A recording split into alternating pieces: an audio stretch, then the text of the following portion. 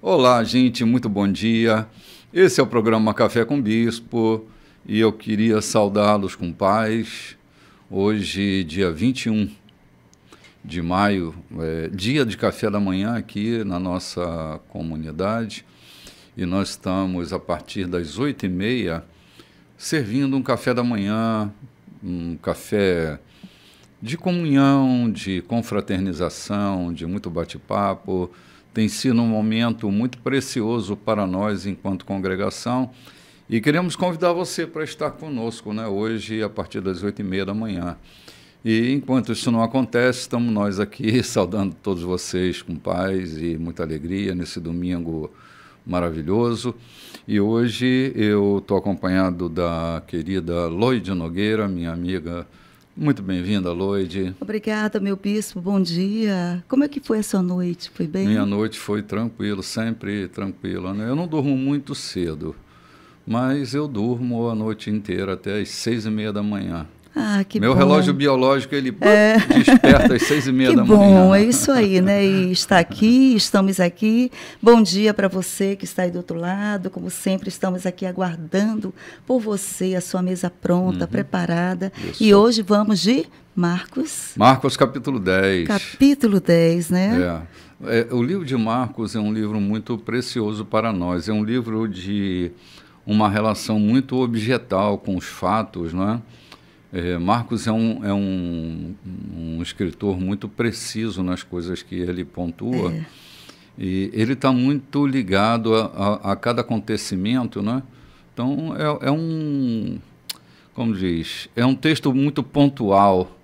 Ele não dá muito rodeio, né? Ele não circunstancia muito as coisas. Não, ele não fica naquele loop de informações, ele é muito preciso, pontual, né? E quando nós vamos fazer essa leitura, a gente empresta essa voz a Marcos, né? Sim. Essa voz, a gente lê esse texto e a gente diz, Marcos está falando isso com firmeza, né? Ele fala com firmeza, pontuando, trazendo um Jesus aqui muito, né, muito firme nas colocações, mas aqui no Marcos ele mostra o Jesus, esse homem que serve. Aí, logo no início aqui desse capítulo, que nós vamos iniciar daqui a pouquinho, capítulo 10, ele sempre fala o que Jesus está fazendo naquele momento, no início do capítulo. Sim, sim. Olha, o assunto que nós vamos entrar é um assunto bastante polêmico, e na nossa abordagem a gente não vai ter a pretensão de convencer ninguém de nada, mas simplesmente expor o texto e fazer um comentário. Na época de Jesus, esse assunto já era muito polêmico. Havia, nessa época, duas correntes de interpretação sobre o fato. Por exemplo, há conceitos bíblicos que nem carecem de interpretação. Eles são tão claros e objetivos que não carecem de interpretação. Agora, há outros que vão carecer de interpretar aquilo que está sendo dito. Esse é um dos casos que mais polemizavam naquela época. Polemizam até hoje. Havia duas escolas de interpretação, uma do rabino Shammai e a outra do rabino Hillel. Eles eram discordantes na interpretação desse assunto. E aqueles que estão ali à volta, não havia só discípulos de Jesus naquele momento, outros estavam ali. Como é um assunto polêmico, eles estão trazendo para Jesus a polêmica para ver qual é a postura de Jesus. Se Jesus encontra um equilíbrio nesse ponto, né? E Jesus vai expor também a percepção dele sobre o fato que nós vamos abordar agora. Então, como o assunto é polêmico, ninguém nunca tem que concordar com a gente, mas nesse assunto, então, eu sublinho isso, né, marco em negrito, ninguém tem que concordar com a gente, mas a gente precisa pensar. E eu não vou omitir o meu pensamento sobre esse assunto, Loide. Mas, então, acho que é bom a gente ler logo de uma vez, né? Vamos pra gente iniciar, não fazer muito rodeio. Marcos, capítulo 10, né?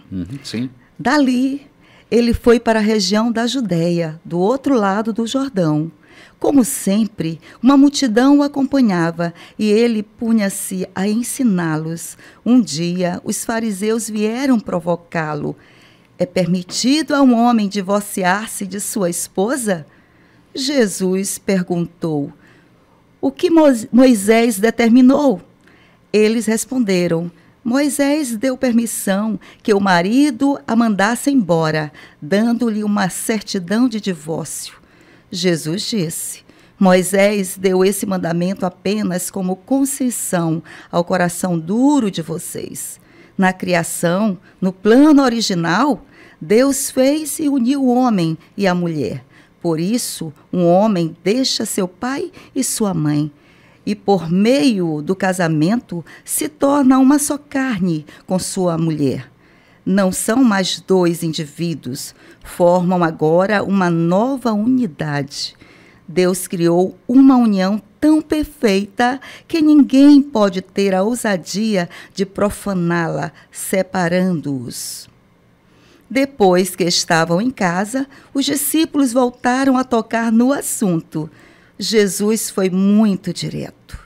O homem que se divorcia de sua esposa para se casar com outra comete adultério contra ela.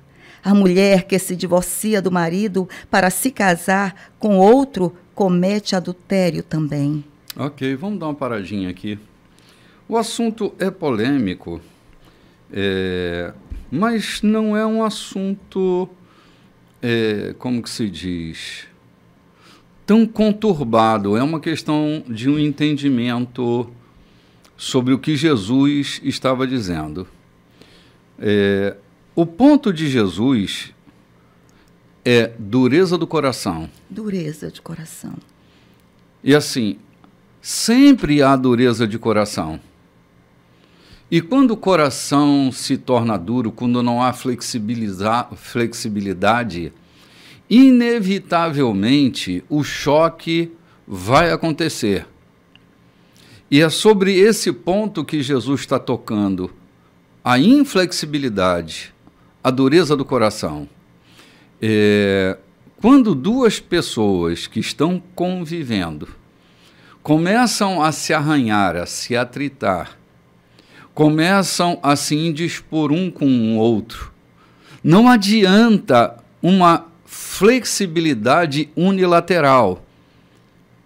A sentença bíblica que pergunta: dois andarão juntos sem que haja acordo? Há condições na vida conjugal que a gente não consegue estabelecer acordo.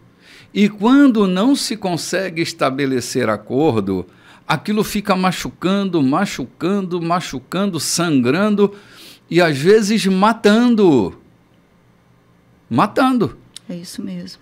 Então, Moisés vendo isso, e Jesus não está censurando Moisés, Jesus está usando a intenção de Moisés para expor como é que aquilo acontecia. Alguém está morrendo nessa relação. Uhum. Então, nesse caso, Moisés concedeu o divórcio. Ele disse, então, pode-se haver divórcio. Alguém está morrendo nessa relação. Alguém está com o coração tão duro, tão impermeável, que é melhor que se divorcie do que essas pessoas morram. Então, Moisés concedeu carta de divórcio. Isso. Lembra que eles estão sempre puxando que o homem pediu carta de divórcio, o homem pediu carta de divórcio.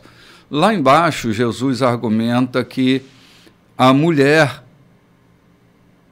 né, o que ele deixa entender é que a mulher também pode pedir carta de divórcio, né? Então, mas o homem era o protagonista do divórcio.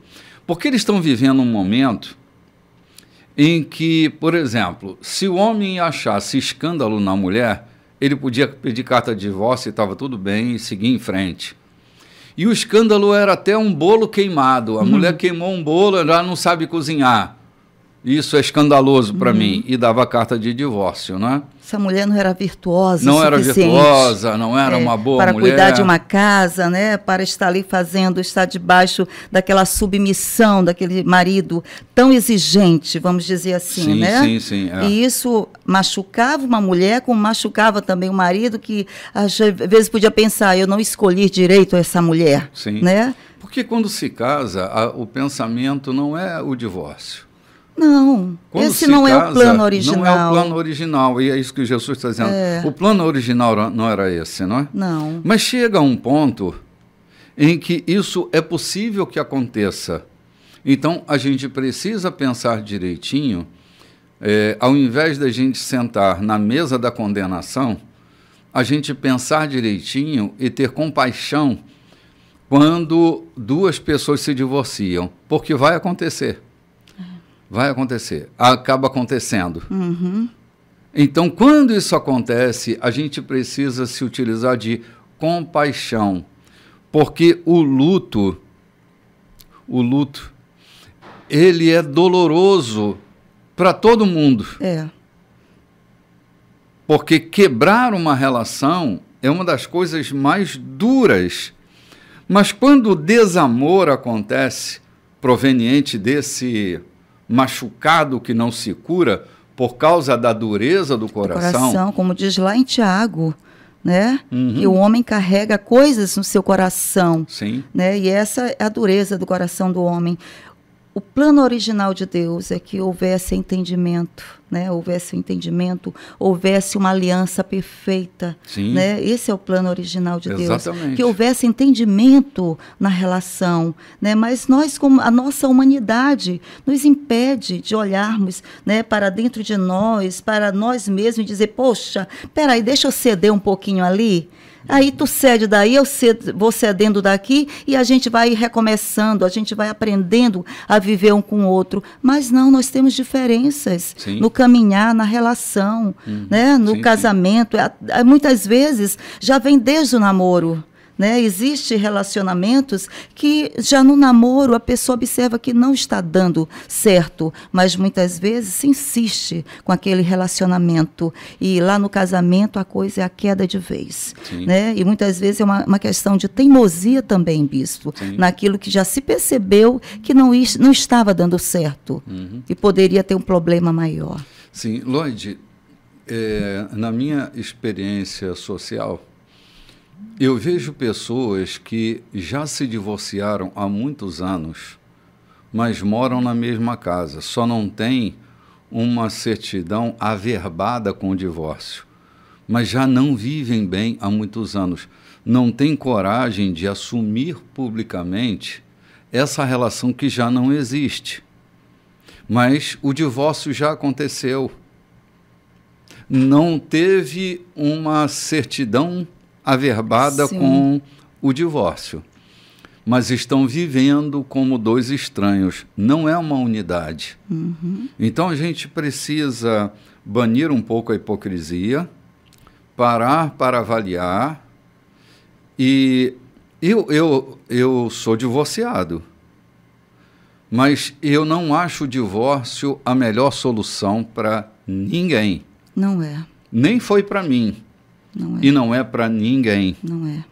Mas há um momento que a relação se torna tão insuportável que não precisa ter feridas no corpo provocada pela violência do outro.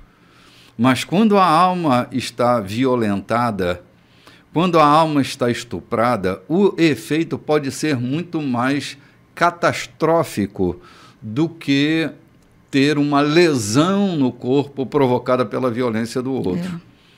Então, quando o divórcio acontece, é uma tragédia. E, às vezes, o casal divorciado, ao invés de ser amparado, ele é execrado. Ele é rejeitado socialmente, como se tivessem cometido um pecado. Talvez, para evitar um grande pecado, se divorciaram. Eu quero pensar um pouco dessa maneira, né? Porque, às vezes, Lloyd, é melhor um fim sem escândalo do que um escândalo sem fim. Compreende o que eu estou te dizendo? Sim. Às vezes é preferível um fim sem escândalo do que um escândalo sem fim. E quando isso acontece, a igreja precisava ser um pouco mais acolhedora, ter um pouco mais de cuidado com essas pessoas que estão enlutadas, feridas, machucadas, precisando do amparo e não da execração. Pessoas que estão condenando-se no outro, porque a condição delas, porque elas pensam assim, se eu posso suportar, por que o outro não pôde suportar? Mas já estão divorciados dentro de casa. Já não cabem mais. Esses dias eu estava junto com o Dr. Barry avaliando esse texto. Coincidentemente, né? Não sei se foi coincidência, mas nós estávamos avaliando esse texto. Dr. Belry esteve conosco, né, mês passado, não foi isso? No início do mês passado. Exatamente, Então, nós estávamos conversando e ele me dizia, Renato, eu tenho conversado muito com os rabinos lá em Jerusalém e nós temos chegado a um entendimento, e esse tem sido o entendimento de boa parte dos rabinos, que quando Jesus diz para os seus discípulos, né, que o homem que se divorcia de sua esposa para se casar com outra comete adultério com ela, ele disse, o que nós temos chegado à conclusão desse texto é que uma pessoa divorciada não pode se casar com aquela outra pessoa que foi a provocadora do divórcio. Mas ele ou ela estarão livres para casar-se com outro que não foi aquele agente provocador do rompimento da relação. Compreende o que eu estou dizendo? Está claro? Muito Por exemplo, claro. Se um casal se separa motivado por um terceiro nesta relação, para eles, o divorciado não se pode casar com este terceiro que entrou na relação para dissolver a relação. Mas se o divórcio aconteceu, a pessoa, tanto o divorciado homem ou a divorciada mulher, estarão livres para se casar com outra pessoa, mas não estão livres para se casar com aquele agente provocador que causou o rompimento, entende? É um ponto a ser avaliado, né? É um ponto a ser avaliado. Porque é isso que Jesus está dizendo aqui. De alguma forma, a gente pode entender, né? O homem que se divorcia da sua esposa para se casar com outra, comete adultério com ela. Então, é essa outra que foi o agente provocador da quebra da relação. Mas, se há uma outra pessoa e não aquela, ele estará livre para contrair uma nova relação, ou ela livre para contrair uma relação. Uau, né? Que entendimento bem, né? Olha, bem interessante isso aqui. E um ponto de vista aqui, bispo, que muitas vezes é o seguinte, às vezes a pessoa quer refazer aquele relacionamento, né? Um dos dois diz, eu não quero, e aquela outra pessoa quer refazer. Bom, se ela não quer refazer, que sigam. Não ficar insistindo numa coisa que o outro não quer. Você quer uma relação que o outro não quer mais. Está dizendo não para você. Siga em frente. Exatamente. Porque vai insistir em algo que não vai dar certo. Porque o não da pessoa você já tem. Então tá, já que você quer tentar, então vamos tentar de novo. Né? Então isso aqui já não está dando certo. Não dá certo. Para você viver nessa relação de humilhação, aí, mas tem que morrer, eu estou morrendo. Está morrendo mesmo. Está morrendo para você, só morrendo na relação. O outro não morre também. O outro não se dá também. O outro não se dedica nessa relação, nessa aliança. Está unilateral, né? Que amor é esse? Que desgaste é esse? É um sangramento, é uma relação que não vai haver confiança nunca mais. É uma dedicação apenas de uma parte, né? Então Jesus aqui ele está dizendo, olha, a dureza do coração está envolvida, aí é a dureza do coração. O plano original de Deus, a gente sempre deixa isso muito claro aqui, né, bispo? Sim. O plano original de Deus não é isso. É que o homem e a mulher vivem essa aliança, assim como Cristo morreu pela igreja, né? Que haja esse morrer na relação do casamento. Sim. Mas a nossa humanidade ainda não é essa humanidade perfeita. Sim. Essa coisa de plano original, Lloyd, por exemplo, Deus não criou o homem para ser salvo. A salvação é um plano alternativo. Não é plano original. Deus cria o homem para ser seu amigo, não para ser salvo. Por que a salvação entrou? A salvação foi o plano alternativo para resgatar o que se havia perdido. Então, entendamos plano original. O plano original era ter Deus uma família de muitos filhos semelhantes a Jesus, não é? Esse era o plano original de Deus. Mas o pecado entrou. A natureza humana falha chegou. Uhum. E o que fez Deus? Criou um plano alternativo. Salvar o homem. Às vezes a gente tem uma relação com a salvação tão primitiva que a gente se esquece que a salvação é plano alternativo. Não é plano original. Salva o casamento, mas não salva o homem. Sim, sim, sim. E Deus, ele sempre quer salvar a humanidade, o homem, né? Sim, claro. Há pessoas, Lloyd, que estão morrendo, simplesmente morrendo, que precisam receber vida. Volto a repetir, o divórcio não é uma boa coisa para ninguém, dói muito. Muito. É um desastre. Eu passei por isso. É um desastre. Eu não animo ninguém a se divorciar. Também não. Mas meu conselho é, não morra. Não morra. Bom, a relação chegou ao fim. E agora? Agora é reconstruir a vida. Isso. Que já não será muito fácil, né? Tem muita coisa para se tirar, sim, se limpar, se organizar. É preciso de um tempo para que isso aconteça. E qual é a condição que Jesus estabelece, então?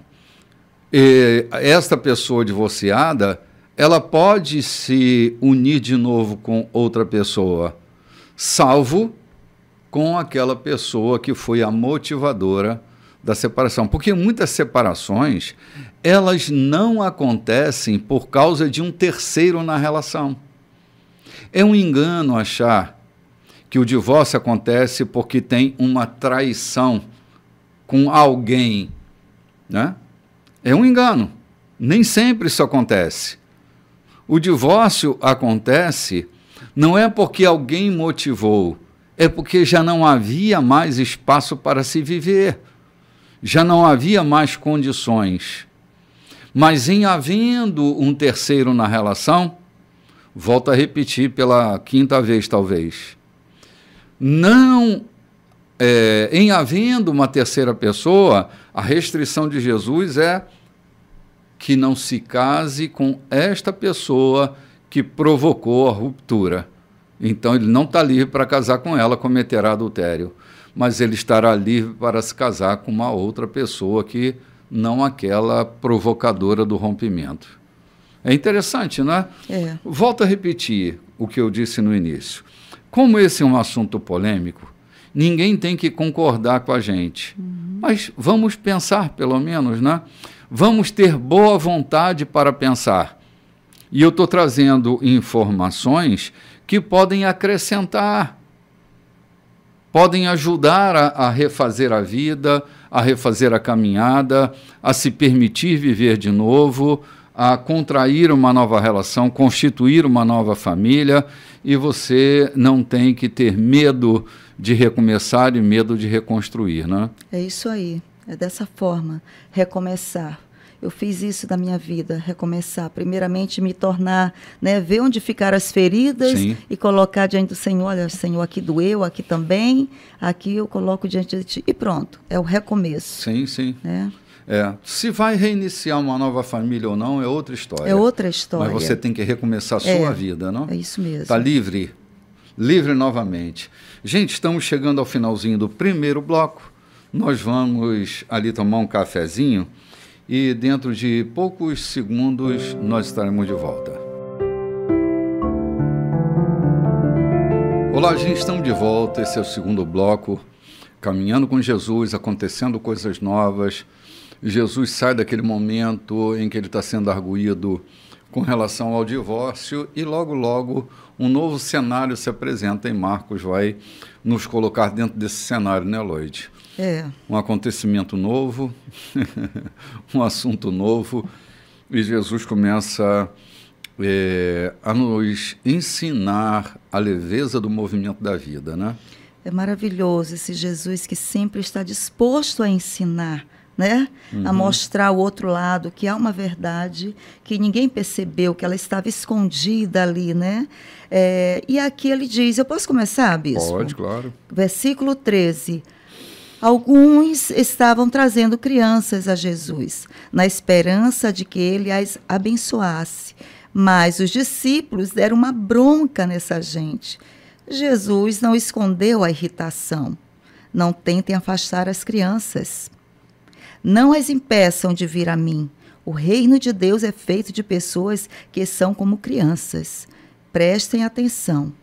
Se vocês não aceitarem o reino de Deus com a simplicidade de uma criança, nunca entrarão nele. Então, tomando as crianças nos braços, impunha as mãos sobre elas e as abençoava. Olha, essa narrativa nos remete a um Jesus muito boa gente, né? Aquele que as crianças não tinham medo dele. Lloyd, eu era criança e na igreja eu tinha medo dos diáconos. Eu também. Porque se a gente fizesse algum movimento fora da disciplina cultica, eles vinham e às vezes eram brutos, davam beliscão, falavam com um tom agressivo, né? Porque eles eram meio azedos ou eram treinados para serem azedos, né?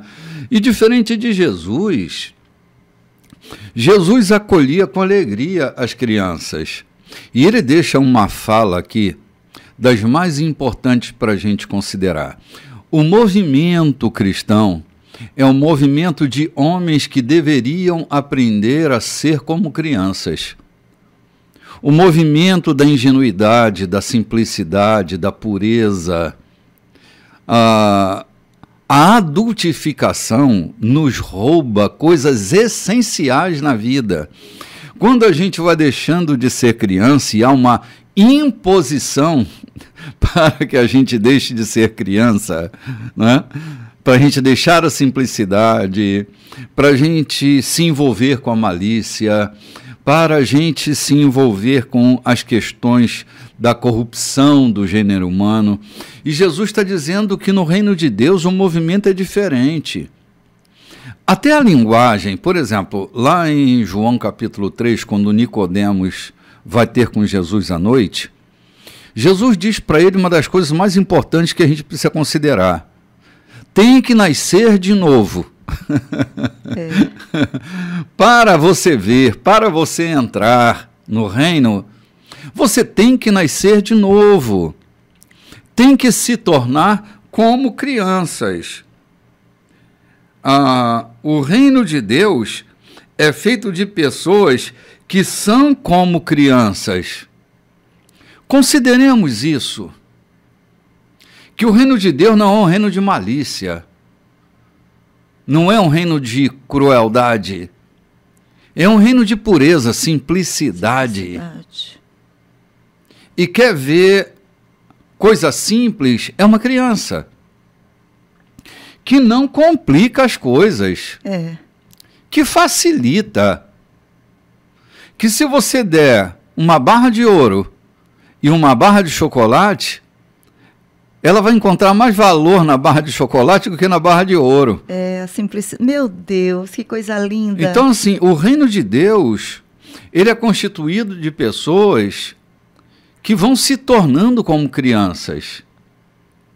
Não infantilizadas, mas com essas características fundamentais de uma criança. Nascer de novo, né? Nascer de novo. Vem do zero. Sim. Jesus diz, vem do zero. Vem do zero, larga a mochila para trás, vem do zero. Vem do zero. Tem que aprender tudo de novo, porque a gente desaprende as coisas mais essenciais da vida. Quando a gente chega na fase adulta, a gente desaprendeu coisas que a gente nunca devia ter desaprendido, porque vai fazer falta. Até na própria constituição da sociedade vai fazer falta. Sim. É uma sociedade que a gente tem que andar cabreiro o tempo inteiro, ninguém confia em ninguém, com medo. Desconfiança. Sim. É um mundo de adultos, o mundo do medo, da desconfiança, da insegurança. O mundo da criança não, é um mundo mais simples. E elas aqui se aproximando de Jesus com tanta alegria, querendo também ver esse homem. Que ela ouvia os pais falarem, tem um homem aí chamado Jesus. Elas tinham a curiosidade, falamos semana passada, Sim. que a criança tem a curiosidade por natureza. Essas crianças tinham curiosidade de saber Sim. quem era esse homem, Jesus. E os discípulos ali, não é para você. Isso aqui não é para você, bispo. Quantas vezes eu fui também retirada de alguma sala, porque a visita, não, esse papo não é para você. Isso aqui não é para você. É conversa de adulto. Conversa de adulto. Que diabo é conversa de adulto que uma criança não pode ouvir? Se uma criança não pode ouvir, essa conversa nem devia estar acontecendo. Entende? Sim. E porque é um assunto que, se está proibido para uma criança ouvir, deveria estar proibido para eu ouvir também. Porque normalmente essas conversas de adulto estão se falando mal de alguém, está contaminando alguém, está preparando uma armadilha para alguém. Porque uma criança deveria ter acesso a todo tipo de conversa, ou todo tipo de conversa deveria caber numa conversa com a criança presente, não é? Uau! E Jesus, ele deixa isso aqui bem claro. Deixai vir a mim essas crianças.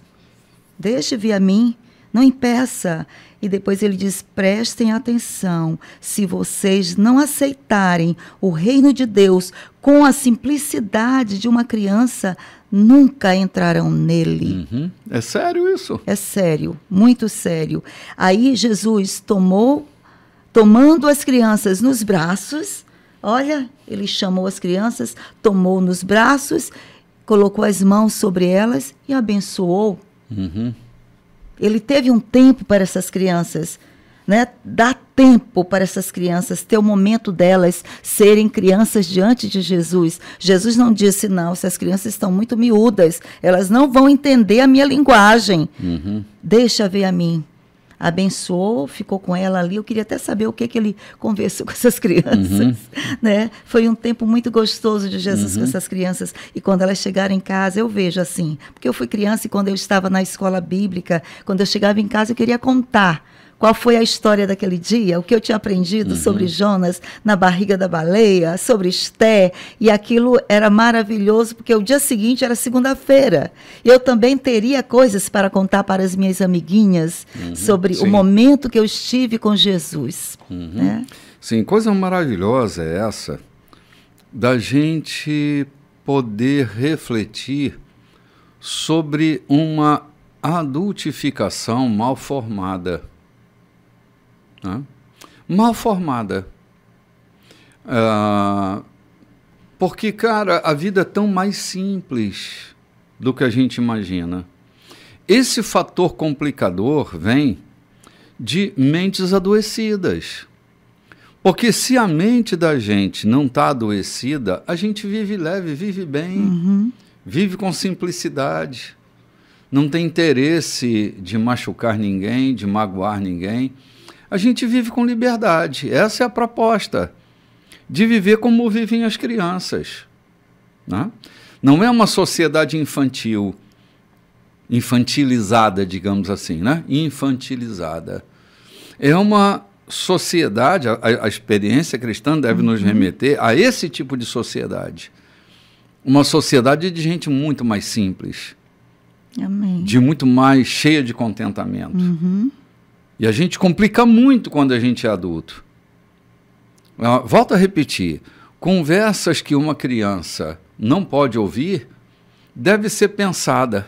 Será que essa conversa de verdade deve-se ter? Se uma criança não pode estar presente? Então, o que a gente está falando? O que a gente está conversando nessa conversa que uma criança não pode ouvir? Isso deve fazer a gente ter conversas de melhor qualidade, não é?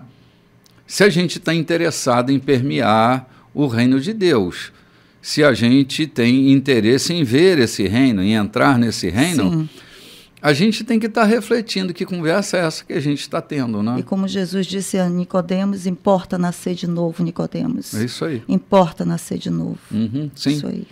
Exatamente. Bom, vamos avançando mais um pouquinho, né? Versículo 17. 17. Que Jesus caminhava pela rua e um homem veio correndo, ajoelhou-se e perguntou: Bom mestre, que devo fazer para alcançar a vida eterna? Jesus perguntou: Por que você me chama bom? Ninguém é bom a não ser Deus. Você conhece os mandamentos? Não mate, não cometa adultério, não roube, não minta, não engane, honre seu pai e sua mãe. Ele disse: Mestre, faço tudo isso desde muito novo. Jesus olhou nos olhos e, cheio de amor por ele, disse: Falta algo. Venda tudo o que você tem e dê aos pobres.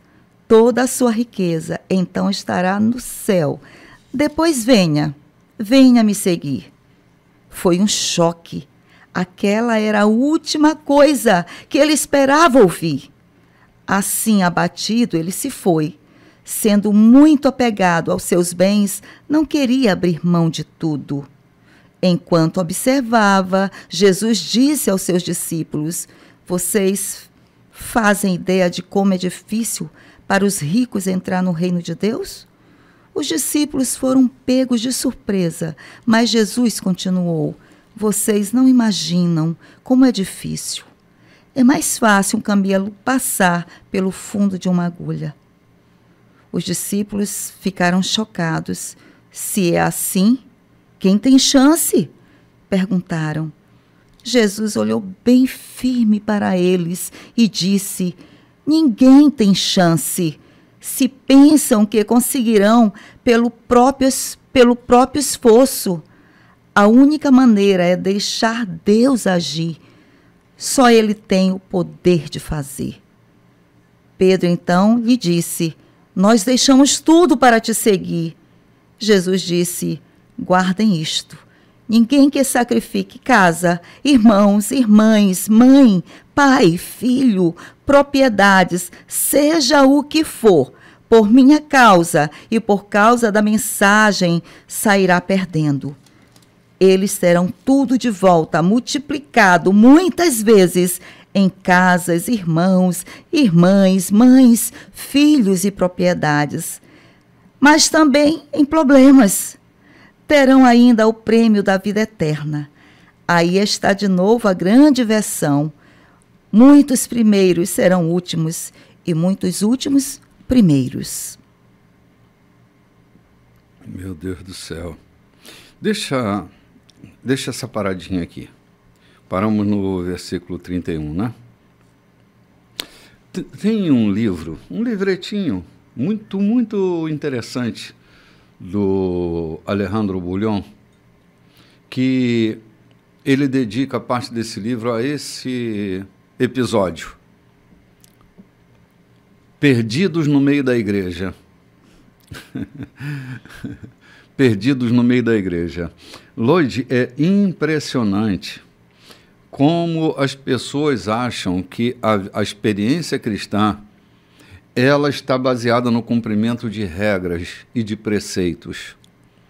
E, às vezes, elas até são boas cumpridoras de preceitos. São excelentes cumpridoras de regras, mas o coração delas está completamente distante de Jesus. Olha que Jesus vai ao âmago. Ele se mostra aquele genro que toda sogra gostaria de ter, né? Uhum. Boa gente, que honra pai e mãe, que cumpre as regras da sinagoga. O cara é top. Desde novinho. Desde novinho. Faz tudo isso. Ele estudou na classe Cordeirinho de Cristo. Ele cumpriu todo o protocolo. Cantou parece um cara que cantou no coralzinho infantil. Dia das Mães declamava, tudo direitinho. Mas ele tinha uma fenda. Uma brecha grande no coração dele. Ele era apegado severamente as coisas que tinha. Tem um dos narradores desse episódio, diz que ele saiu esbravejando. Ele saiu desesperado, furioso, porque Jesus foi direto ao ponto. Então, é possível que uma pessoa esteja completamente perdida na vida, mesmo cumprindo todas as regras. Eu ouvi de um colega de profissão que ele estava cuidando de uma moça e ela disse para ele: com medo de me perder na vida, eu nunca me achei. Então, perigo é se encontrar perdido. Há pessoas que estão encontradamente perdidas, porque às vezes estão perdidas da vida, estão perdidas delas mesmas. Como essa paciente que eu citei agora, com o medo de se perder na vida, ela nunca se encontrou. Nunca usou da liberdade para se encontrar em liberdade. O que ela fez foi adotar uma gaiola para viver dentro dela. Mais cômodo. Nunca voou. Nunca se permitiu voar. Prisioneira dela mesma, né? É o que acontecia com esse rapaz. Os seus apegos, as suas paixões. Sim, as questões existenciais dele gritavam. Gritava. E olha que ele não estava dentro de uma igreja, ele estava na rua. Sim. E ele estava tão desesperado, procurando ali alguma coisa, que ele viu Jesus. Jesus caminhava pela rua. E esse homem ali foi correndo e ajoelhou-se e fez uma pergunta para Jesus. Aqui, essa pergunta aqui, ela não estava ali na área dos seus bens financeiros. Ela estava na área existencial. Justamente. É o conflito, Lloyd. Nosso grande problema não é quanto temos na nossa conta bancária, não é quantas propriedades nós possuímos. As questões que mais nos incomodam estão na casa do existencial. Essa moça que eu citei, eu não sei se eu citei tão vagarosamente que todos pudessem ter ouvido, mas eu vou repetir. Essa é a terceira vez que eu repito. Bispo. A moça dizia para esse meu colega de profissão: o medo de me perder na vida foi tanto que eu nunca me encontrei. Ela criou uma redoma de proteção para não viver de maneira dissoluta, e ela viveu ali, com medo de se perder, ela nunca se encontrou. Ela viveu ditames, ela viveu regras, mas ela não viveu o seu voo. Nunca foi ela, de verdade. Não, dizia Dr. Miles que todo pássaro nasce com um plano de voo dentro de si. Já o Fyodor Dostoiévski diz que o voo só pode acontecer no vazio. Mas as pessoas têm medo da altura, amam o voo, mas têm medo da altura. Do vazio. Então elas adotam gaiolas. Gaiolas são os lugares das certezas. O que acontece, no meu ponto de vista, é que há pessoas que adotam o lugar das certezas como suas gaiolas. E tristemente eu digo que as gaiolas, ainda que sejam de ouro cravejada de brilhantes, será uma gaiola, porque me impede de viver o meu voo. E não tem nada de errado no meu voo. Nesse plano de voo que Deus colocou dentro de cada pássaro, tem um voo lindo, a gente não tem que ter medo da liberdade. A liberdade é a única condição que eu encontro de viver a minha vida. E traz muita responsabilidade. Porque isso fala, Lloyd, claro, só tem responsabilidade. Porque liberdade só pode haver se houver responsabilidade. Não há nenhum perigo no meu voo. Não há nenhum dano no meu voo. Aquele que colocou o plano de voo dentro de mim, colocou um plano de voo lindo. Mas eu adoto as certezas, eu adoto as gaiolas, eu adoto os princípios normativos, porque eu tenho medo do que eu vou encontrar dentro de mim. O que não sabe é o que está dentro de você é um voo lindo, é um plano lindo, maravilhoso. E aí eu me escondo dentro da igreja. Uso a igreja não para ser a plataforma de lançamento da minha vida. Eu uso a igreja para me esconder de mim mesmo, das possibilidades que eu julgo no meu consciente moral de uma atrocidade dentro de mim.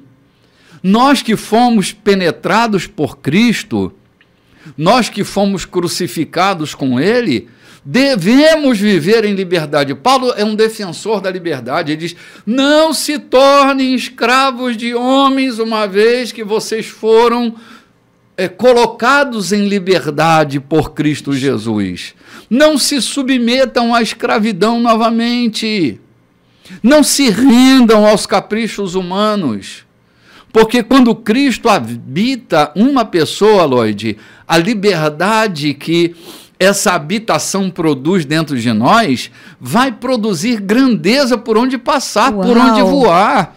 Os ares não serão ares contaminados. A gente vai viver voos maravilhosos e a gente não precisa ter medo. Frequente-se, habite-se, permeie-se, olhe para dentro de si. Tem coisa linda dentro de você que precisa fluir. O grande problema desse cara não estava na grana, não estava na estrutura familiar dele, estava nas crises existenciais. Olha a cena, cara. Para ver essa cena. Jesus está numa romaria, indo para Jerusalém, e esse cara vem na contramão da procissão. Presta atenção no movimento. Ele vem na contramão da procissão e se joga aos pés de Jesus. Um movimento escandaloso. Ele paralisa a caminhada de Jesus. A aflição dele é tanta. Olha a cena, olha a cena. Ele se joga aos pés de Jesus. Uma cena. A aflição dele é tanta. E não é falta de dinheiro, não é falta de disciplina religiosa, não é questão familiar, é uma questão existencial. Ele está em conflito e procura Jesus para que Jesus desse a ele alguma fórmula, algum caminho para ele romper com essa existência eclipsada. Jesus vai ao âmago, mas ele está no âmago. Ele é prisioneiro do que tem. Ele é refém de si mesmo. Ele não quer soltar. Ele não solta. Ele não solta de jeito nenhum. Apegado. E tem muitas pessoas hoje muito apegadas, bispo. Nós estamos falando isso, mas isso é uma realidade.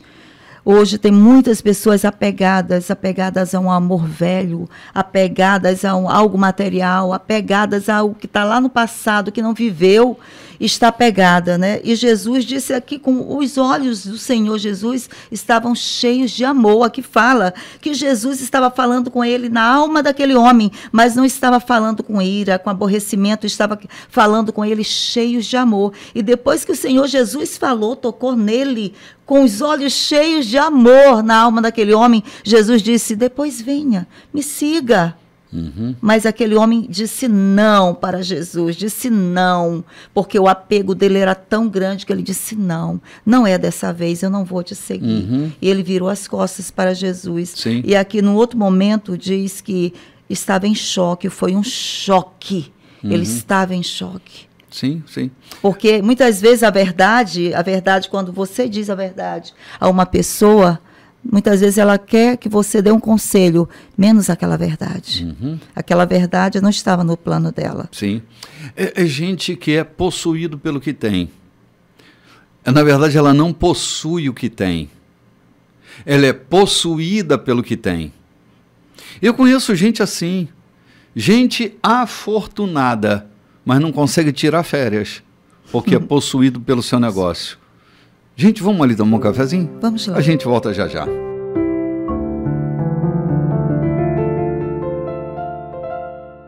Olá, gente. Estamos de volta com alegria. Esse é o bloco 3 da nossa programação. E nós estamos aqui tratando de coisas tão preciosas, cara. Vemos aquela ceninha que o cara faz quando Jesus está indo para Jerusalém, se lança aos pés dele numa crise existencial sem tamanho, um excelente cumpridor de regras, mas perdido dentro de si, completamente perdido, porque está possuído pelo que tem. Não é capaz de ir ao encontro da sua crise.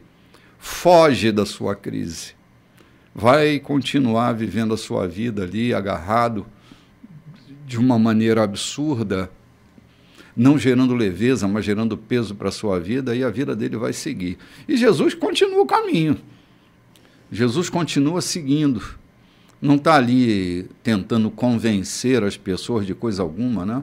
Está ali para revelar o coração das pessoas e ajudá-las a encontrar seu próprio caminho. E ele vai se deslocar agora, eu disse, ele estava a caminho de Jerusalém, e ele não interrompe a caminhada, indo em direção a Jerusalém. E no versículo 32, né, Lloyd? 32. Ele vai falar sobre essa volta ao caminho, indo para Jerusalém. É isso aí. Isso é muito importante porque o bispo, Jesus, ele não se distrai com aquilo que ele deixou ali, que alguém não quis resolver, solucionar, né? Ele não volta, entrou numa crise pessoal. Ele não ficou insistindo. Não recebeu o meu conselho. Não, aqui diz que ele voltou ao seu caminho, à estrada, né? Então, 32, de volta à estrada, eles foram para Jerusalém. Jesus ia adiante e eles o seguiam, confusos e um pouco amedrontados. Caramba, olha como que eles estavam seguindo a Jesus, confusos e amedrontados. Bom a gente pensar nisso, né? Ele chamou os 12 e disse: ouçam-me com atenção. Estamos a caminho de Jerusalém. Quando chegarmos lá, o Filho do Homem será entregue aos mestres da lei e aos líderes religiosos. Eles irão condená-lo à morte. Eles o entregarão aos romanos, que irão zombar dele, cuspir nele, torturá-lo e matá-lo. Mas depois de 3 dias, ele se levantará vivo. Cara, vamos parar aqui. Jesus está dizendo tudo o que vai acontecer. Jesus não está escondendo nada de ninguém. Mas esse estado de amedrontamento e de confusão, ainda que Jesus preste atenção no que eu estou falando, é possível, né? E a gente vai ver na história que foi possível isso. Eles parece que estão um tanto anestesiados para essa declaração de Jesus. Jesus está falando da sua morte e ressurreição.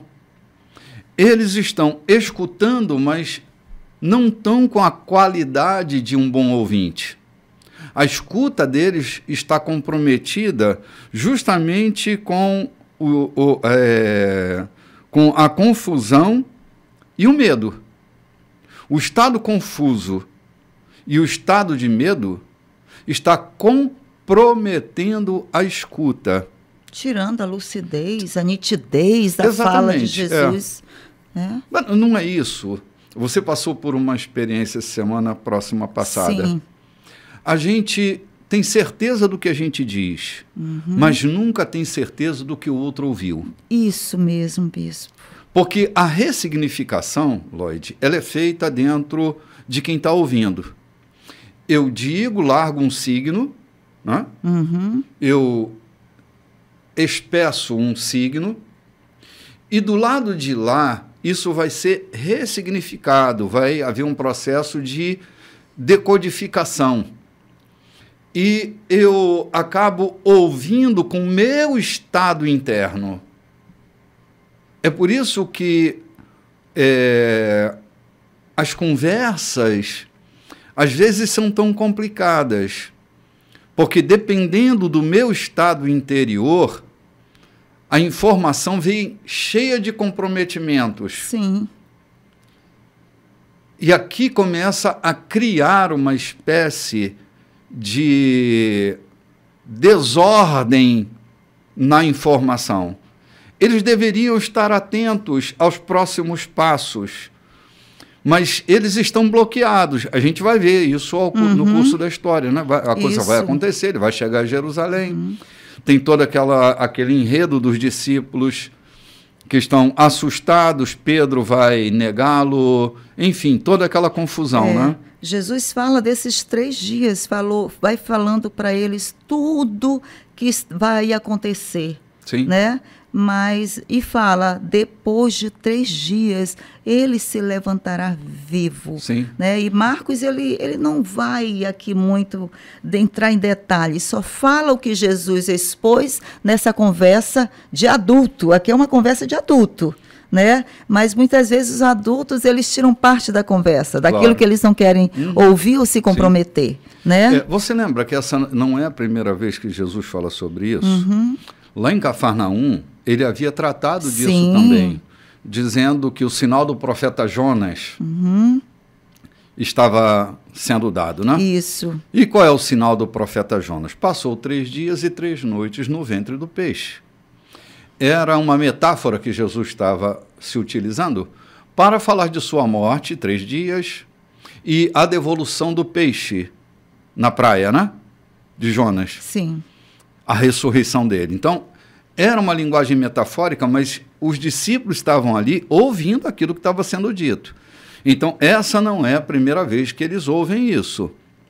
Todavia, o estado de bem-estar ao lado de Jesus impedia que eles ouvissem. Eu citava outro dia aquela confusão mental que está Clopas. Clopas era meio tio de Jesus, não é? Ele tinha um parentesco com Jesus, Clopas. Clopas e seu amigo, indo a caminho de Emaús, né? Por que eles estão se deslocando para Emaús? Por causa da frustração da morte e do sepultamento de Jesus. Que esperaram até o 3º dia e nada aconteceu. E Jesus está andando com eles e eles estão bloqueados, não estão vendo. Eles só conseguem discernir que era Jesus quando eles se sentam à mesa e o pão é partido. No partir do pão, mistérios são revelados. Por isso que, para nós, a mesa eucarística é uma mesa mística, uma mesa misteriosa, digamos assim. Porque o partir do pão, ele tem a propriedade de abrir os nossos olhos, de fazermos enxergar novas realidades. Quando Jesus parte o pão naquela mesa, já lá em Emaús, eles abrem os olhos, estavam embotados até aquele momento, eles não podiam ver.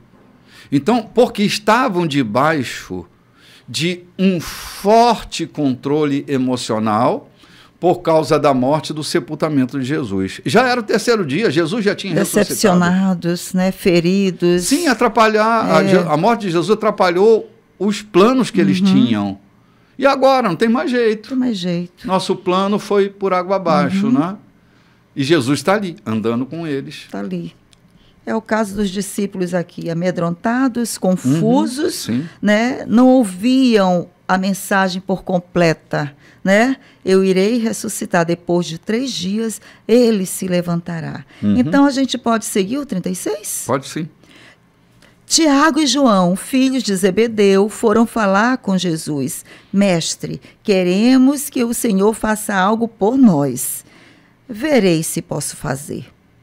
Eles pediram, permita que tenhamos os lugares de maior honra na tua glória, um à tua direita e o outro à tua esquerda. Então, só um minutinho aqui.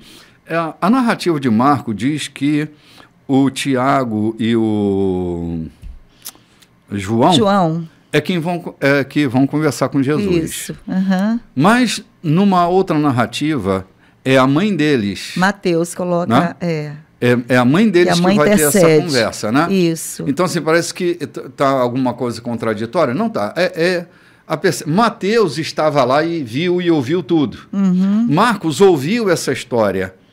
E, na sua escrita, ele excluiu a presença da mãe deles. Isso. E coloca que eles estavam falando. Então, assim, o conteúdo é o mesmo. O que diverge é o diálogo da mãe e o diálogo deles, né? Isso. Mas aqui também, Mateus estava lá. Aqui também acontece alguma coisa muito interessante, né?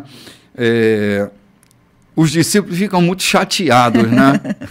Porque parece que eles estão ali fazendo um apelo de se colocar num lugar onde todos eles gostariam de estar, né? Então vai haver uma confusão aqui, mas tudo bem, vamos lá. Jesus disse, bispo, aí Jesus disse, vocês não fazem ideia do que estão pedindo.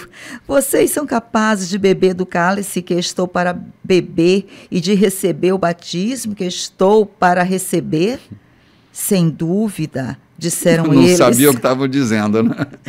Muitas vezes a gente diz isso, né? Sem dúvida, né? Mas disseram eles, sem dúvida. Por que não?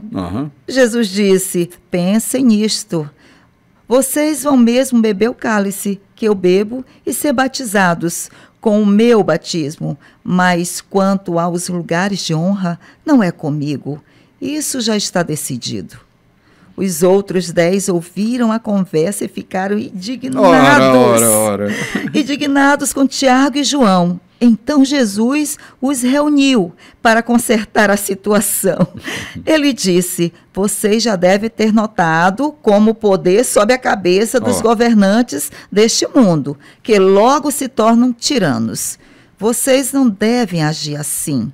Quem quiser ser o maior deve se tornar servo. Quem quiser ser o primeiro deve se tornar escravo. É o que o Filho do Homem faz. Ele veio para servir, não para ser servido, e para dar a própria vida, para salvar muita gente. Era necessário fazer essa correção, né? Jesus aqui ajeitando as coisas, né? O servir de Jesus cabia muito bem ele fazer essas colocações, ele tirar os maus entendidos, né, e colocar o ponto claro, transparente, a coisa limpa, a história limpa. Sim.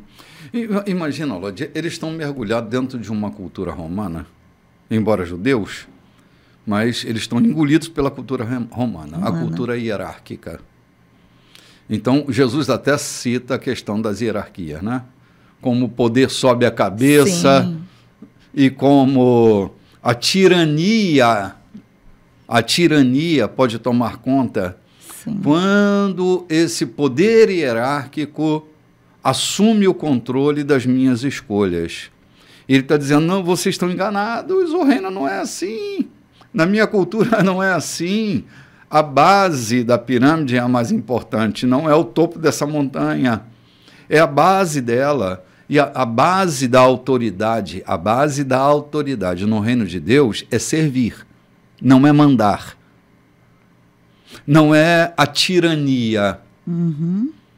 E a gente precisa entender isso, porque senão a igreja vira um sistema hierárquico. E alguns acham que a igreja é um sistema hierárquico. Alguém outro dia me perguntou, você é o bispo da igreja? Não, você é o dono da igreja? Não, o dono da igreja é Cristo. Eu não sou dono nem do patrimônio da igreja. É o que Jesus falou aqui, isso não é comigo, e já está decidido. Exatamente. Porque assim, se a gente não entender que exercer autoridade é exercer serviço, a gente se equivoca. Porque a gente vai, inevitavelmente, estabelecer o comparativo dos poderes hierárquicos, onde quem assume o topo dessa pirâmide manda em todo mundo aqui para baixo, né? Quando Jesus tira aquela toalha, põe no ombro, a bacia e vai lavar os pés dos discípulos, ele está mostrando com clareza o que é ter autoridade no reino de Deus. Quem tem autoridade no reino de Deus é um simples lavador de pés. E se a gente não entender isso, a gente usa o fracasso profissional para reverter isso dentro da eclesiologia. Ter sucesso ministerial não tem a ver com quantos te seguem, mas a quantos você serve. Uau! Compreende? Então, ter sucesso ministerial não é quantos membros tem a igreja que você pastoreia, mas a quantos você serve. E aí a coisa muda de figura. Entende? A coisa muda de figura. Porque se você percebe que você é servido por essa massa, porque o poder hierárquico ele demanda isso, né? Você ser servido pela massa, Jesus diz, não, entre nós não é assim. Entre nós é diferente. É um outro reino. É uma outra mentalidade. Uma outra mentalidade. Eles queriam continuar uma mentalidade que já estavam acostumados, né? E sim. Jesus disse, não, é até diferente. Essa coisa da posição da direita e a esquerda. Que direita e esquerda, eu vou estar no lugar onde me cabe. Se eu estiver com ele, está tudo bem. Nem a direita, nem a esquerda. Isso não é competência nossa, não é? Porque eles vinham com esse modelo hierárquico na cabeça. E Jesus deixou bem claro que o Filho do Homem veio para servir, né? Não para ser servido. Ele deixou isso bem claro aqui, para servir e não para ser servido. Né?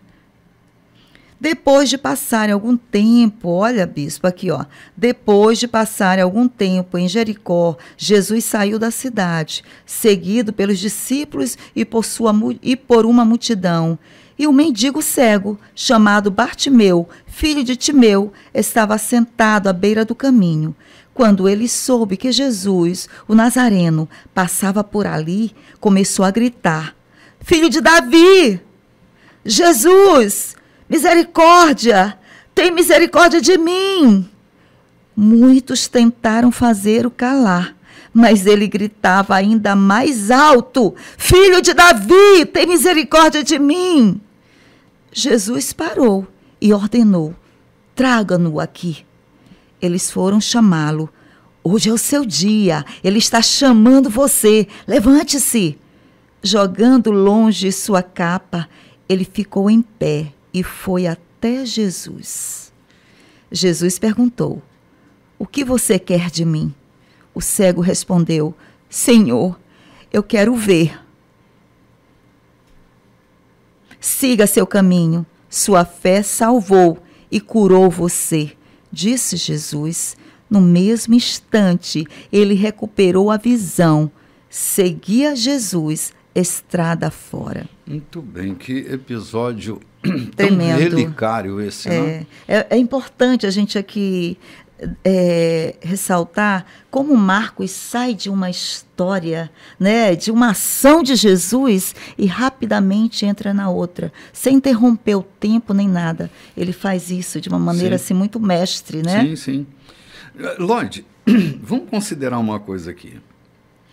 O nome desse rapaz era Bartimeu, filho de Timeu. O prefixo bar no nome em hebraico quer dizer filho. Bar é filho, ou Ben é filho. Benjamim, filho da minha direita, meu braço direito, né? Benjamim. Então, os prefixos Ben e Bar, indicam filho. A palavra Timeu é outra palavra que precisa ser considerada. Timeu é muito estimado. Olha a crise que esse rapaz vivia. Ele era cego, mendigo, filho de um homem considerado naquela comunidade. Um paradoxo vivo. O sucesso e o fracasso coabitando a mesma família. Imagino eu que havia dentro de Timeu, do Bartimeu, do Timeuzinho, uma dialética que o perseguia pela vida fora. Tipo, um dia você vai voltar a ver. Um dia você vai voltar a ver. Eu imagino o quanto ele deve ter lutado com esse conflito. Tipo assim, conflitos que nós mesmos às vezes carregamos. Nós vivemos uma situação e tem um diálogo interno que diz, isso vai passar. E parece que nunca passa. Parece que nunca passa. E aquela dialética interna convincente não nos dá sossego. Parece que a gente está vivendo a própria contradição. Timeuzinho, o Bartimeu, estava vivendo um conflito como esse, não é? Quando Jesus nunca mais ia voltar por aquele caminho. Ele estava ali na estrada de Jericó, não é? Não era Jericó? É, Jericó. Ele estava na estrada de Jericó, caminho a Jerusalém. Nunca mais Jesus ia fazer esse percurso. Era a última chance desse rapaz. Alguma coisa nele dizia, é sua última oportunidade. Grite com toda a sua força. Jesus é sua última oportunidade. Grite com toda a sua força. Chame-o. Quando Jesus para e manda chamá-lo, acontece um movimento que eu quero chamar a atenção dele. Diz que de um salto ele fica de pé e lança a sua capa de si. A capa... Aqui, vamos imaginar, né? A cena. Ele é um cego mendigo. A capa era uma espécie de identidade de quem usava. Se era nobre, ele tinha um tecido nobre naquela capa. Se era um soldado romano, a capa indicava que ele era um soldado romano. Você imagina a capa que Bartimeu estava usando. Era um indicativo do seu histórico. Era uma identidade. Ele carregava aquela identidade de uma capa de um mendigo. Não sei se fétida, não sei se suja. Só sei que ele jogou longe. Ele jogou longe. Ou seja, eu vou me aproximar de Jesus e é assim, antes de ser curado, ele se desfez daquele histórico. Isso. Ele rompeu com a história de fracasso e foi na direção de Jesus, não com a disposição de deixar a capa ali do lado, se não der certo eu volto e pego. Ele lançou para longe de si e foi caminhar na direção de Jesus. Assim, é importante a gente pensar que quando a gente quer mudança de vida, a gente precisa deixar essa identidade de fracasso de longe de nós, para nós reiniciarmos no novo ciclo. Se você continuar levando sua velha mentalidade para os seus novos desafios, o que vai acontecer é que você vai repetir. Então, é preciso que haja uma ruptura, um cancelamento da sua velha identidade. Lançar a capa de si é romper com a velha mentalidade. Eu vou começar tudo do início. Aí ele se aproxima de Jesus, que lhe pergunta, o que você quer? Você quer. Porque nem todo cego mendigo quer ver, Lloyd. Eu sei muito bem disso.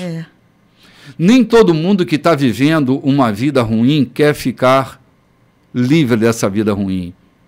Às vezes só quer aquele socorro imediato. É o lucro secundário que aquilo produz na vida da pessoa. Tem gente que quer ser coitadinho a vida inteira, porque esse estado de coitadinho gera uma condição lucrativa de um certo bem-estar que ele não quer abrir mão. Então a pergunta de Jesus não foi tão óbvia assim. O que queres que eu te faça? Você se lembra daquele aleijado à porta do templo?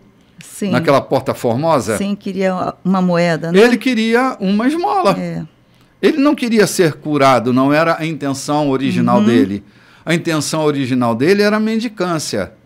Ele estava habituado a viver aquele estilo. É Pedro e João que vão quebrar esse paradigma dele, não é? Então, quando Jesus pergunta a ele o que você quer que eu te faça, Jesus não estava fazendo uma pergunta idiota e óbvia.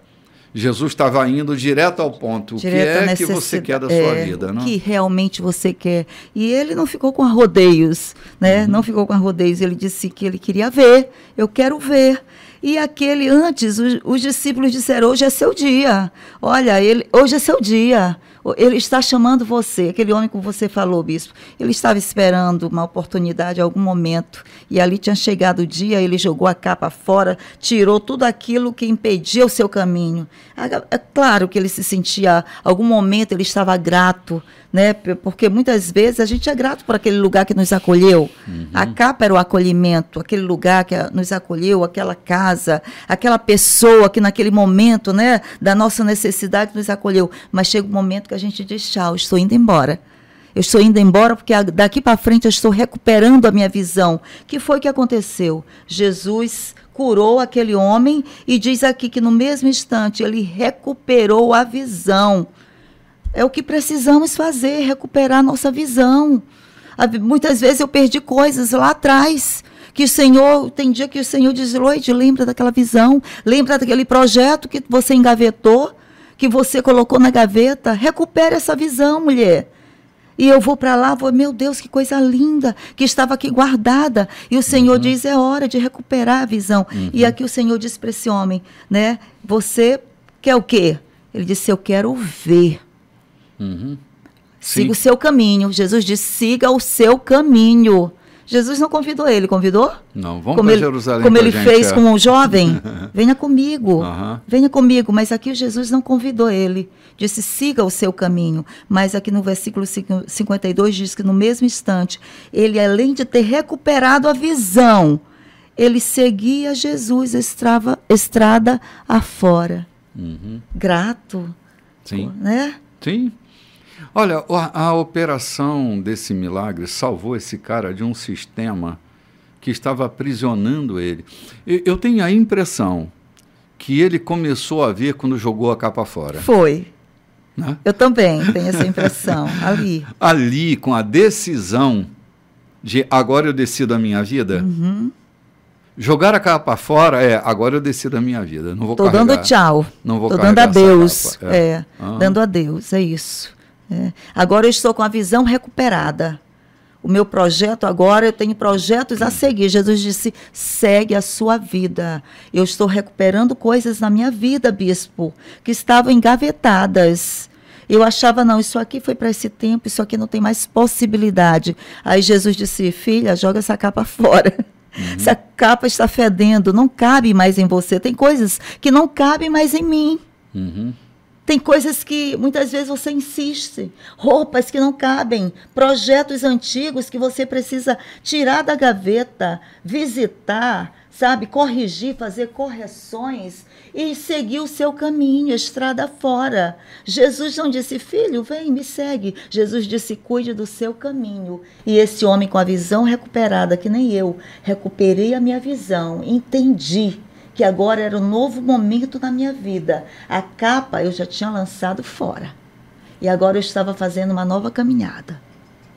E teve momentos da minha vida que o Senhor Jesus disse, filha, eu quero te esconder. E eu querendo me mostrar. E o Senhor disse, não, agora é hora de você, porque eu quero te esconder. Para o lugar que eu quero te levar, primeiramente eu quero te esconder. Porque nesse momento que eu estou te escondendo, eu estou tratando você. Tá? E eu tive que lançar minha velha capa fora e ser abrigado pela nova capa do Senhor, né? E seguir o meu caminho. Sim. Duas coisas aconteceram que eu acho que vale a pena a gente marcar em negrito, mas a gente fala isso no próximo bloco. A gente vai ali tomar um cafezinho e volta já já. Muito bem, gente, estamos voltando. Esse é o quarto bloco da nossa programação, refletindo sobre a fala de Jesus com Bartimeu. Tem duas coisas que eu queria sublinhar antes da gente avançar com o programa. É que Jesus diz para ele que a fé dele havia salvado e curado. Salvar e curar.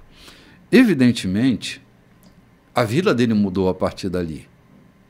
A salvação, ela precisa ser vista de um ponto de vista um pouco mais largo do que a estreiteza do movimento escatológico nos permite ver, que é a salvação eterna da alma, né? Essa salvação, do que Jesus nos salva? Do que Jesus salvou Bartimeu? Jesus salvou Bartimeu da sua aflição eterna e, ao livrá-lo da aflição eterna, salvou ele também de um sistema decadente, de um sistema caído. Lembra que ele é um cego mendigo sem perspectiva de coisa alguma? Quando a salvação nos alcança, a gente não só é curado, mas a gente também é transportado de um mundo de trevas para um mundo de luz. Então, Bartimeu foi salvo dessa decadência que a vida humana, no estado caótico dela, a gente se encontra. A salvação, ela começa na terra, ela vai terminar na eternidade, mas ela começa na terra. É o estado de eternidade harmonizando, sincronizando o estado que a gente se encontra na terra.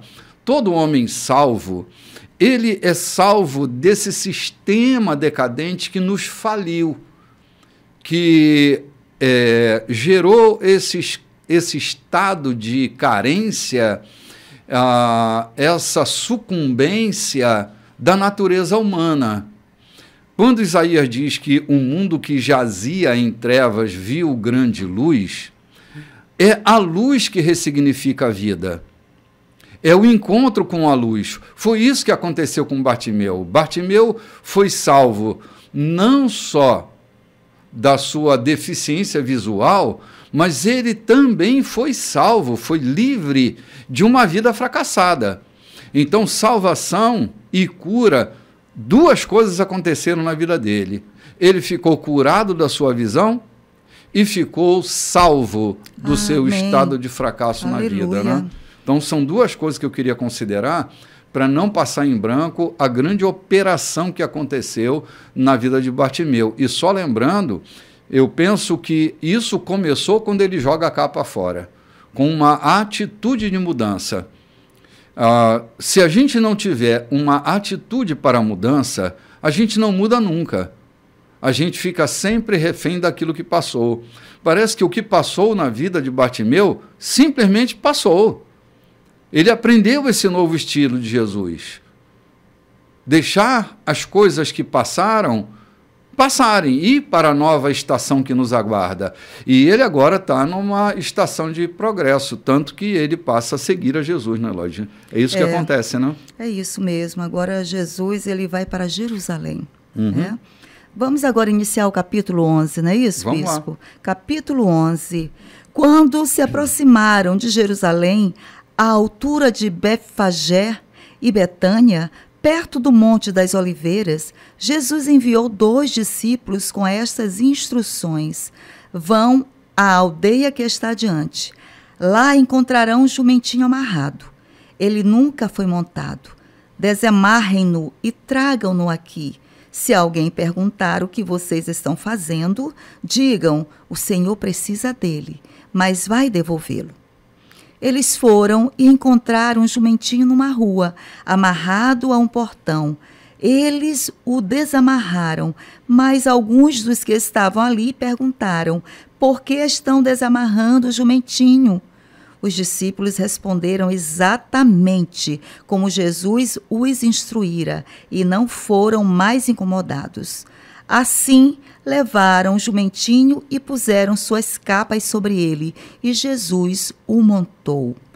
Muitos estendiam seus mantos pela estrada, dando a Jesus uma recepção de rei. Alguns lançavam seus mantos na rua, outros espalhavam ramos que haviam cortado nos campos. Havia muita gente por todo lado gritando: Hosana! Bendito é o que vem em nome de Deus, bendito o reino do nosso pai Davi, que está chegando, Hosana nos altos céus! Ele entrou em Jerusalém e foi para o templo. Parou ali para observar o movimento. Mas, como era tarde, voltou para Betânia com os 12. Muito bem, que episódio interessante esse, né? Jesus está montado num jumentinho 0 quilômetro. Nunca foi montado. Nunca foi montado, era um jumentinho, mas era 0 quilômetro. E aí ele vai ovacionado por uma multidão. Gente, nunca se impressione com o aplauso da multidão. Os que hoje ovacionam, amanhã vaiam. Esse sucesso midiático é um sucesso muito perigoso. A gente confiar na ovação dos outros. Ele está indo para Jerusalém e montado naquele jumentinho e tem uma recepção de rei. É impressionante isso, né? Outro dia eu ouvi uma piada que eu achei muito interessante e oportuna, que é a síndrome do jumentinho, né? Eles fazem isso tudo para recepcionar Jesus. E diz que o jumentinho estava todo orgulhoso, achando que a recepção era para ele, né? Ele estava só conduzindo Jesus. Mas essa historinha, ela é oportuna também, porque, gente, às vezes o que acontece com a vida da gente é que a gente é só o jumentinho que conduz Jesus. Opa!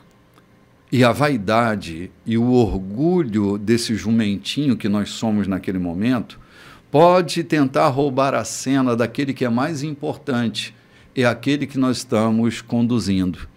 O aplauso e a ovação era para Jesus. Os mantos e os ramos colocados naquele domingo, né? Por isso é comemorado o domingo de Ramos, né? Era esse domingo que Jesus estava entrando em Jerusalém, saindo de Betânia e indo na direção de Jerusalém. Eu, enquanto pregador, preciso discernir isso para não entrar numa bola dividida, achando que a graça que está sobre mim, a unção que está sobre mim, a sabedoria que está sobre mim, seja a minha sabedoria, seja a minha graça. E sem Jesus não há ovação, sem Jesus não há manto, sem Jesus não há ramos. Saibamos quem nós somos nessa história. Discernir a nossa posição será fundamental para a gente não se encher de vaidade, de arrogância, de presunção, porque às vezes a gente está tão recalcado, tão cheio de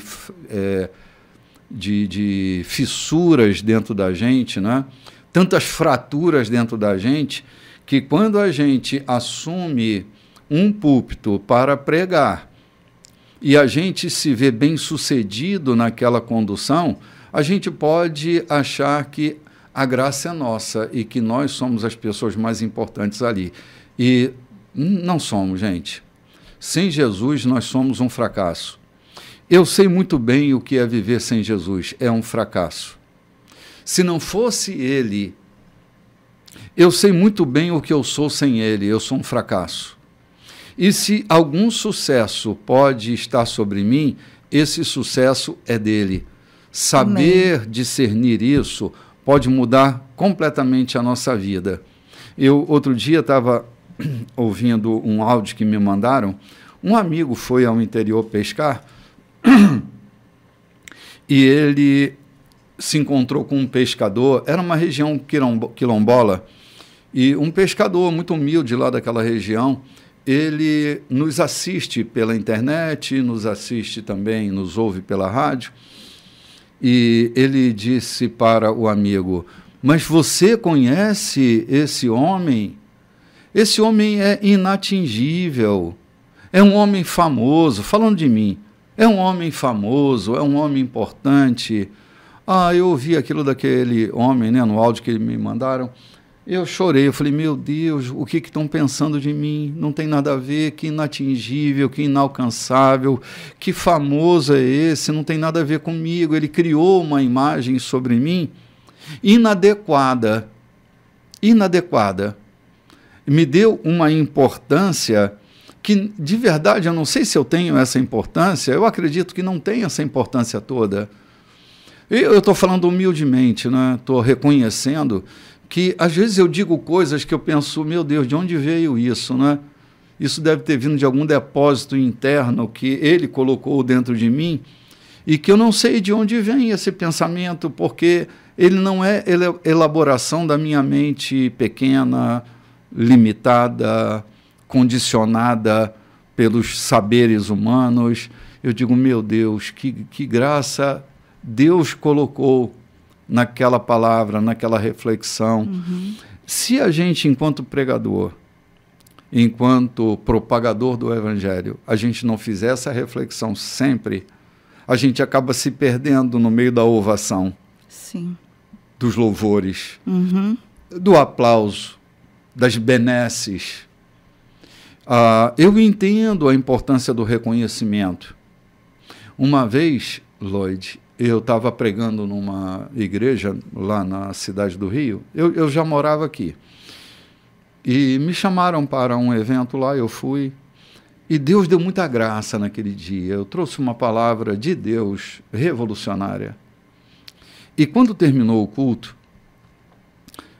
o pastor da igreja disse: tem um irmão nosso aqui que queria falar contigo. Ele pode ter um minutinho da sua atenção? Eu disse: não, claro que sim, por que não, né? E o pastor me direcionou para o escritório dele, onde o rapaz estava. Aí o rapaz tirou um relógio do pulso, muito bonito o relógio. Eu também estava com um relógio, meu relógio. E era um relógio caro, eu ganhei um relógio caro, né? E aí ele disse: eu queria te dar meu relógio. Eu disse: mas eu já tenho um relógio.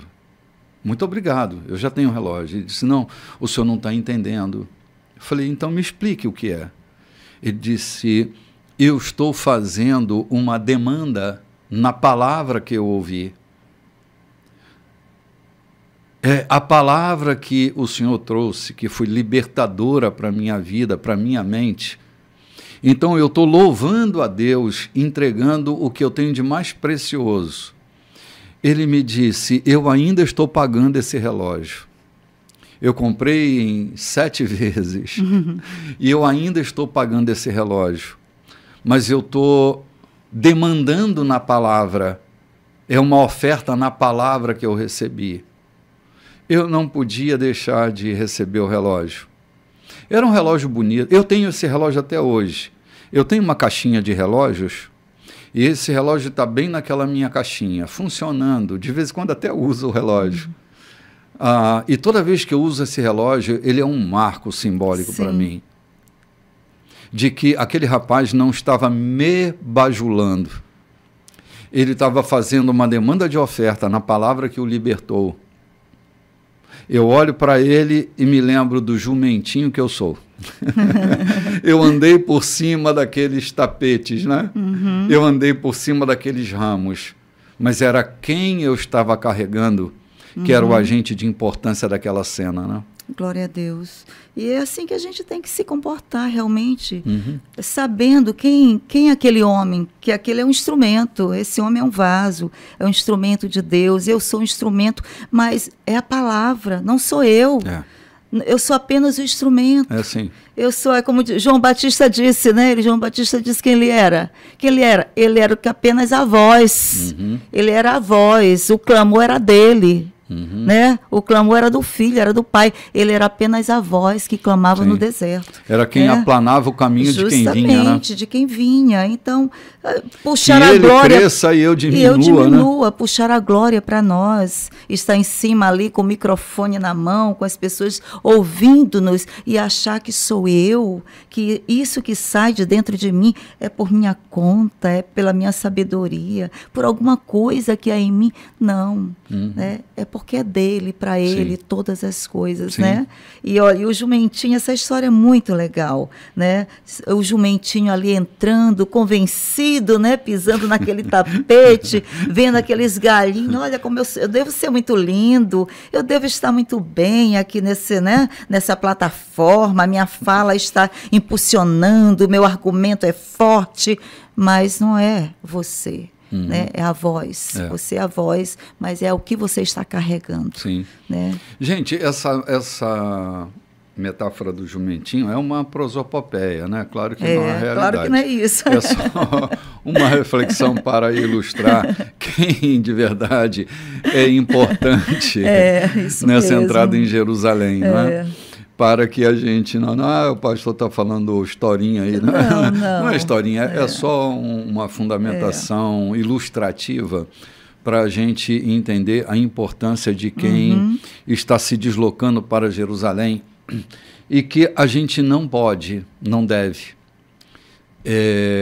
se perder nos louvores de os hosanas, né? Bem-vindo que vem, né? Em nome do Senhor, hosana. Toda vez que eu canto uma canção que fala sobre esse momento, eu acho muito bonita a canção. É uma canção hebraica que fala sobre esse hosana, esse bem-vindo, né? Mas eu me lembro que essa multidão que estava ali, daqui a poucos dias, estará dizendo crucifica-o, crucifica-o, crucifica-o. Então, eu me refiro agora, assim, muito particularmente, àqueles que têm responsabilidade na divulgação do evangelho, que são pregadores, né? Que são pregadores. Não se percam no meio dos louvores. Coloque sempre seu pé no chão.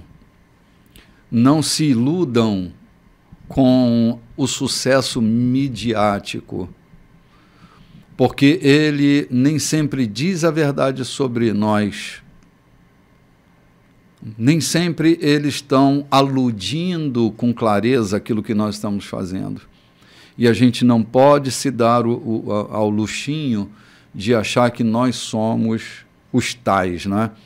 Porque o tal é um só. Eu era menino e tinha uma canção que era cantada, né? Eu vi ela pela primeira vez cantada pelo Paulo Brito, que dizia assim: e todo louvor que eu receber eu darei a ti,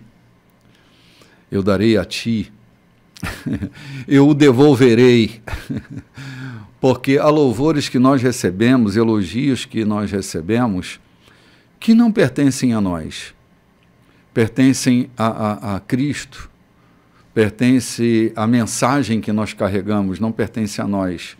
Então não se iluda com os louvores, porque eles são elementos que distraem a gente da realidade. Lembre-se que Cristo é o Senhor, Ele é o centro, e a gente não pode se enganar, né, Lloyd? Amém, glória a Deus. Todo louvor, toda glória, somente a Ele. Sim. Né? Somente a Ele. Até os aplausos que poderão, né, vir para nós, que a gente aponte a Ele, que sejam apontados a Ele, para Ele. Sim. Né? Olha, eu não sou mal educado, e há elogios que eu recebo que eu acolho com muita ternura. Sim. Mas sempre me lembrando de onde vem essa graça que me foi concedida naquele momento. Né? Sabendo que todas as fontes, né, vêm dele. Todas as fontes, Senhor, estão em Ti. Amém. Sim. Se a gente não tiver essa fonte na vida da gente, e se a gente não reconhecer que a fonte é Ele, né? a gente está perdido. Se eu estou caminhando sobre as águas, né, sabendo que é Ele que está me fazendo caminhar. A gente é só uma rocha de Meribá. Que a água que está em nós foi Ele quem colocou. Uau! Se a gente não tiver essa clareza que eu sou só uma rocha de Meribá, eu posso ficar envaidecido, né? Envaidecido, e esse envaidecimento, ele atrapalha tudo. Ele gera arrogância, presunção, ele gera altivez. E altivez de espírito gera queda. Isso mesmo. Deus resiste aos soberbos, mas dá graça aos humildes, né? Humildade não é um estado de engano com relação a mim mesmo, é a consciência clara de quem eu sou. Então, humildade é reconhecer quem eu sou e reconhecer quem você é, quem Ele é, saber que você é só um instrumento de transição. Amém. E a humildade, o Senhor Jesus fala no Sermão do Monte, né, sobre aqueles que sabem que são humildes, aqueles que são humildes, fala sobre esse homem humilde, esse ser humilde. Sim, né? Sim, é saber transitar no meio do aplauso, né? E no meio da vaia também, né? Também. No meio da vaia, porque são dois momentos, assim, que aturdem a vida da gente, né? É o momento do aplauso e o momento da vaia. A reprovação e a aprovação das pessoas. Deveríamos aprender a andar com menos necessidade de aprovação e mais firmes na hora da reprovação, sabendo exatamente quem somos e o que estamos aqui para fazer, né? Amém. Isso pode nos livrar de muitos apuros, né? Amém. E os discípulos aqui, como nós lemos, versículos anteriores, fala que eles estavam andando com Jesus, mas mesmo andando com Jesus, eles carregavam com eles, né, uma mente confusa, um estado de medo, né, de assombros, mesmo andando com Jesus. Então, muitas vezes é isso, pessoas que muitas vezes estão andando com Jesus, líderes, igreja, nós, né, andando com Jesus, mas em algum momento, né, a gente tem que ter cuidado, porque talvez a gente entre nesse estado, né, de medo, de assombro, de vislumbre, né? Então, cuidado, mesmo andando com Jesus, estamos sujeitos, né, a algum momento, estamos, sim, algum estado. Querer arrumar um lugar na direita, lugar a direita, a esquerda, né, isso mesmo. E Jesus aqui nos ensina como Bartimeu nos ensinou, avistar Jesus, dizer direto, como Jesus perguntou, o que você quer? Ele foi direto, eu quero ver. Limpa os meus olhos, eu quero ver. E quando ele teve o momento de ver, de enxergar, o que aconteceu? Ele seguiu o seu rumo, né? Ele decidiu. Jesus não chamou, ele decidiu seguir Jesus. Ele fez uma decisão, porque agora ele tinha com ele uma visão de reino, de mundo, de quem ele era. E foi salvo da decadência. E foi salvo. A melhor coisa que aconteceu, que ele foi salvo. A salvação nos alcançou e mudou a nossa vida. Glória a Deus. Nós estamos no finalzinho do programa de hoje. E hoje é dia 21, é o terceiro domingo do mês. E nós temos um café da manhã maravilhoso. Todo terceiro domingo a gente se senta para ter comunhão, para bater papo, conversar um pouco, né? Momento em que a igreja entra nesse estado de koinonia, nesse estado de comunhão, e é tão delicioso. Né? Ouvimos testemunhos, né? Manhã de testemunho. Recebemos também alguns ouvintes que vêm aqui tomar café conosco, né? E se algum ouvinte quiser vir tomar esse café conosco, né? Ainda dá tempo. O café está quentinho, né? Tem um caldo de ovos, tem uma farofa gostosa. A mesa... Olha, eu fui tomar um café num hotel esses dias, com meu filho e meus netos, e quando nós saímos, ele comentou: papai, o café da igreja está mais caprichado que o café do hotel. Era um hotel famoso aqui, um hotel de uma estadia cara, Ele disse, mas o café da manhã da igreja está mais caprichado. E é mesmo, é sempre muito capricho, né? Preparado com tanto amor. Caramba, sabe? Uma a criatividade top, né? das pessoas, da equipe. Como nós temos aprendido cada vez que sentamos para preparar esse café, como enfeitar a mesa, como organizar os arranjos, né? Então, se os ouvintes quiserem tomar esse café conosco, estamos aqui, né, Gilson? Sim, com certeza. Próximo domingo nós estamos juntos a partir das 7 horas da manhã aqui na rádio e às 9 horas da manhã no YouTube. Você pode nos encontrar por lá no endereço Igreja da Colheita. Fora que toda terça-feira a gente tem no Divã da Graça, no @Igreja da Colheita, no Instagram.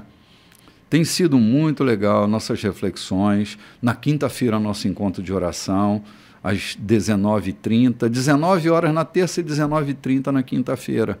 E assim a gente vai. Todos os dias no Instagram da igreja, a gente tem uma mensagem nova para compartilhar com você e você é nosso convidado.